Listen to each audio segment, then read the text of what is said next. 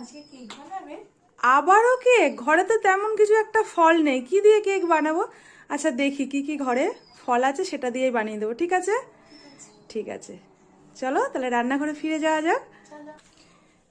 নমস্কার বন্ধুরা, আমি মিতালি, আপনারা দেখছেন মিতালিস কুকিং। সবাইকে স্বাগত জানিয়ে আবারও একবার ফ্রুট কেক বানাচ্ছি। আমার ঘরে তেমন কোনো ফল ছিল না, কিন্তু মেয়ে খুব বায়না করছে, মা আজকে কেক খাবো, একটু বানিয়ে দাও একটু বানিয়ে দাও। তো ঘরে তেমন কিছু ফল নেই, ফলের মধ্যে ছিল একটা কলা আর একটা ডালিম ছিল আর একটু কিশমিশ ছিল। এটা দিয়েই কিন্তু আজকে ওর বায়নাটা মেটানোর চেষ্টা করবো। তার জন্য নিয়ে নিয়েছি এখানে সুজির পরিমাণটা একটু বেশি নিয়েছি, বড় বাটির 1 বাটি সুজি, আর তার থেকে ছোট বাটির 1 বাটি নিয়েছি ময়দা। এখানে নিয়েছি 1 বাটি চিনি, আর এখানে একটা বড় কাপের 1 কাপ দুধ, সেটা বাটিতে ঢেলে নিয়েছি দেখানোর সুবিধার্থে। তো চলুন একদম সহজ পদ্ধতিতে আজকে কি করে আপনারা এখানে অন্যান্য ফল অ্যাড করতে পারেন, আরও আপনাদের ঘরে এগুলো থাকলে বা অন্য অনেক কিছু ফল অ্যাড করতে পারেন। আমার হাতের সামনে বেশি ফল ছিল না, তাই এই ঘরোয়া ফল দিয়েই আজকে আমি কেকটা বানাবো। তো চলুন শুরু করা যাক। প্রথমে একটা বাটি নিয়ে নিয়েছি, বড় বাটি, তার মধ্যে আজকে পাপড়ি বলছে মা আমি একটু ঢেলে দিই না, তো বললাম ঢালো, ওই বেশি আগ্রহ কেকটা বানানোর জন্য। এবার এই বাটির মধ্যে প্রথমে দুধটাকে ঢেলে দিলাম।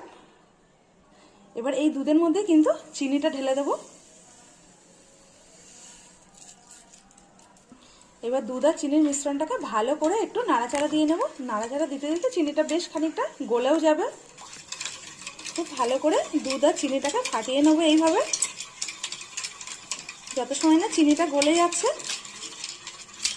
চিনিটা কিন্তু একদমই গলে গেছে, সামান্য একটু আছে, নাড়াচাড়া করতে করতেই কিন্তু চিনিটা গলে যাবে। এবার এর মধ্যে দিয়ে দেবো যে বড় বাটির 1 বাটি সুজি নিয়েছিলাম, সুজিটা দিয়ে দেবো। সুজিটা দেওয়ার পরেও খুব ভালো করে মিক্সড করে নেব। এরপরে দিয়ে দেবো ময়দাটা। সুজির অর্ধেক কিন্তু আমি ময়দা নিয়েছি এখানে, ঢেলে দাও পুরোটা। আজকে বেশি এখানে পাপড়ি আগ্রহী কেকটার জন্য, কারণ কেক ওর খুবই ফেভারিট, সেই জন্য কিন্তু ওই আজকে আমার সঙ্গে হাতে হাত লাগাচ্ছে। এবার দিয়ে দেবো বেকিং পাউডার, হচ্ছে 1 চামচ দিয়ে দেবো, 1 চামচ বেকিং পাউডার, আর চা চামচের 4 ভাগের 1 ভাগ দিয়ে দিলাম বেকিং সোডা। সব মিশ্রণগুলোকে আরও একবার ফাটিয়ে নেবো খুব ভালো করে।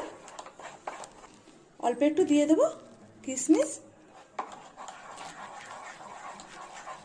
এবার 20 মিনিটের জন্য এটা রেস্টে রেখে দেবো। 20 মিনিটের মধ্যে এবার আমি ডালিমটাকে কেটে নেব, আর এটা কিন্তু এই ব্যাটারটাকে একটু রেস্টে রেখে, এবার ডালিমটাকে কেটে নেব এখান থেকে মাঝ বরাবর।